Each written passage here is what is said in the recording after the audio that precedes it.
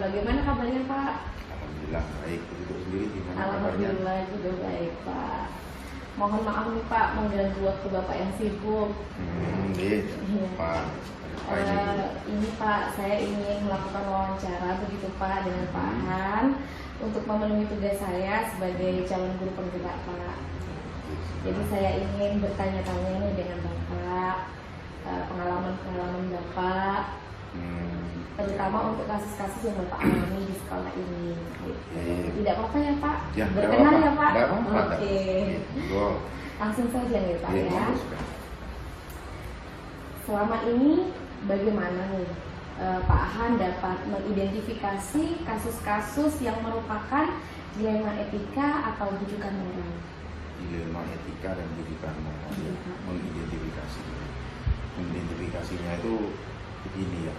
Dilema etika ini kan situasi yang terjadi jika kasus ini berhubungan dengan dua pilihan secara moral tetapi tetap bertentangan.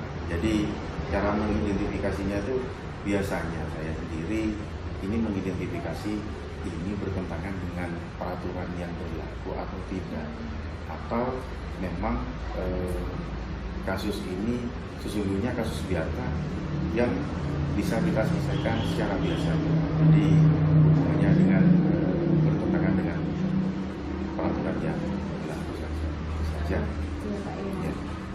Oke, baik Pak.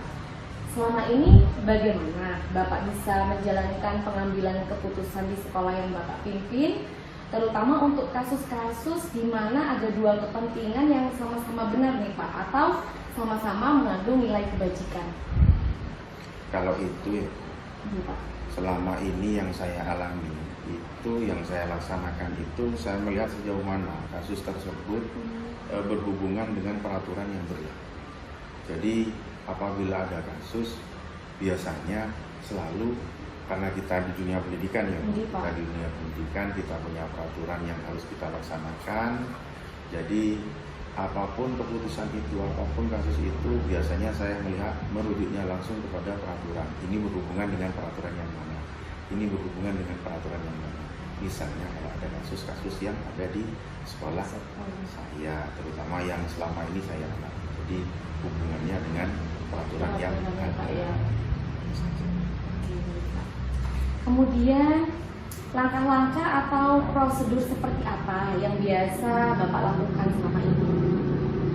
Selama ini kasus untuk dilema etika ini yang saya alami di sekolah itu mengidentifikasi awal. Jadi masalahnya saya cari dulu data-datanya, kemudian saya hubungkan dulu dengan peraturan yang mana, ini bertentangan tidak dengan peraturan yang ada di sekolah, ataupun bertentangan tidak dengan kedisiplinan kita. Itu biasanya saya lihat dulu dengan peraturannya. Untuk yang kedua itu nanti sejauh mana kepentingan-kepentingan yang berlaku di keputusan ini. Misalnya kita membuat suatu keputusan, jadi kepentingannya, peraturannya juga kita lihat. Jadi sama-sama kita lihat agar apa yang kita putuskan nantinya itu yang kita putuskan itu sama-sama melaksanakan peraturan ataupun sama-sama juga melaksanakan kepentingan. Jadi tidak ada yang tertinggalkan dari keputusan ini. Itu saja. Tetap ada nilai kebaikannya itu ya Pak ya. Harus ada nilai kebaikannya semua itu. Oke Pak. Kalau selanjutnya menurut Pak Han nih, hal-hal apa saja yang selama ini dianggap efektif dalam pengambilan keputusan pada kasus-kasus dilema etika? Efektif dalam kasus-kasus dilema etika. Sebetulnya harus tahu permasalahannya dulu. Tetap harus tahu harus ya, tahu Pak, permasalahannya dulu. Kemudian memilih didahulukan yang mana, prioritas ya. Prioritas awal ataupun dampak. Dampaknya kalau ini keputusannya lebih besar daripada dampak yang lebih kecil, lebih baik kita memilih dampak yang kecil, karena memang semua keputusan itu harus berhubungan dengan dampaknya. Jadi apabila dampak terlalu besar dari keputusan itu, kita harus mengkaji ulang lagi keputusan itu. Harusnya kita mengkaji ulang keputusan itu sesuai dengan dampak dari keputusan itu, kita ambil yang seminimal mungkin dari keputusan itu. Nah, kemudian hal-hal apa saja nih yang selama ini merupakan tantangan dalam pengambilan keputusan pada kasus-kasus dilema etika yang pernah Pak Han alami? Tantangannya Pak, Tantangannya ya. Keputusan mungkin pasti Kalau- ada tantangan. Kalau bicara tantangan, Iya, ya pasti banyak ada ya, tantangan Pak, ya. yang banyak. Iya. Kalau bicara tantangan ini sebetulnya kalau dari saya sendiri ya, Iya. tantangannya itu dari Diri sendiri justru ya, Pak, sebetulnya ya. ya. Ini yang mau saya putuskan ini betul atau tidak, Iya. ini benar atau tidak. Padahal dalam melaksanakan kepentingan ataupun ada keputusan-keputusan dari masalah atau dari kasus, kita sebetulnya sudah punya punya feeling untuk memutuskan A, tetapi masih ada kalau kita A pasti ada dampak yang seperti ini, kalau kita B pasti ada dampak yang seperti ini. Kalau nanti semua tantangan itu sebetulnya dari dalam diri. Kalau kita sudah bisa melawan tantangan di dalam diri kita, itu nanti keputusan itu insya Allah nanti akan bisa kita laksanakan. Lebih mudah karena apapun yang kita putuskan tidak bertentangan dengan diri kita dan diri dari orang lain, itu nanti keputusannya sama-sama bisa diterima. Intinya satu, bisa sama-sama diterima. Jadi diterima oleh kita sebagai pengambil keputusan, bisa diterima oleh yang menerima keputusan. Itu saja tantangannya. Oke. Kemudian apakah Bapak memiliki sebuah tata cara atau jadwal begitu Pak dalam sebuah penyelesaian kasus dilema etika?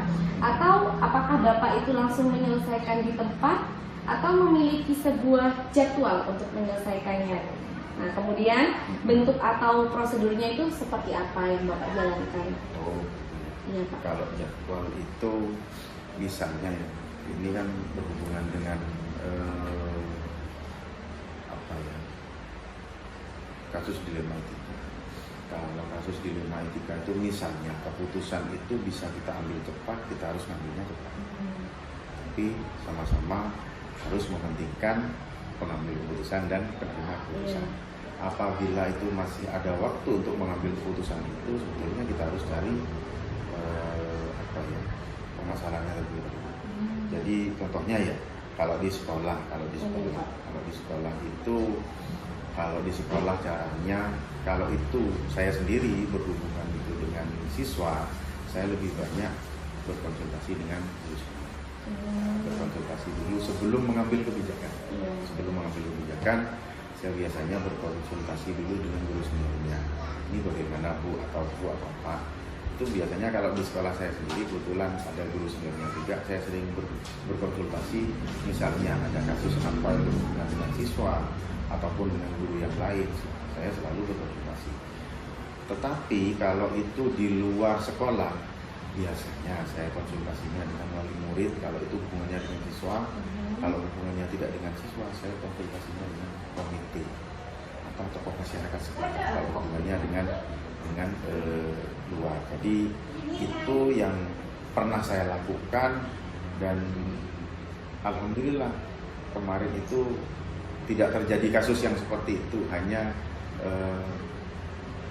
melaksanakan suatu kegiatan harus disetujui oleh komite dan saya sowan dulu komite, bagaimana Bapak komite kalau seperti ini, monggo sudah Bapak kata ini baik untuk kedepannya, dampaknya juga baik untuk anak-anak dan sekolah, jadi bisa kita laksanakan. Jadi konsultasi dengan guru senior dan komite ataupun wali murid apabila itu dari luar, itu saja. Baik. Selanjutnya nih Pak, adakah seseorang atau faktor-faktor apa yang selama ini bisa mempermudah Pak Han atau membantu dalam pengambilan keputusan dalam kasus-kasus dilema etika? Karena kalau dilema itu mesti membingungkan gitu ya Pak. Kalau saya sendiri kemarin itu banyak mengambil pengalaman dari kepala sekolah sendiri. Terus terang, Begitu ya Pak. kalau ada permasalahan saya pasti telepon dengan kepala sekolah sendiri. Kebetulan di sini junior, kami di sini junior, kami harus bertanya banyak pengalaman dari bapak, ibu, kepala sekolah yang lain yang sudah senior. Saya sering telepon, kemudian saya bertanya seperti ini, kalau saya harus mengambil keputusan yang seperti ini. Jadi itu yang saya lakukan. Kemudian selain dengan kepala sekolah di lingkungan kita, itu juga ada guru-guru yang lain. Itu sebetulnya apabila ada keputusan yang harus diambil, kita bisa sharing kolaborasi dengan guru-guru yang lain, guru-guru yang ada di sekolah, ada di situ.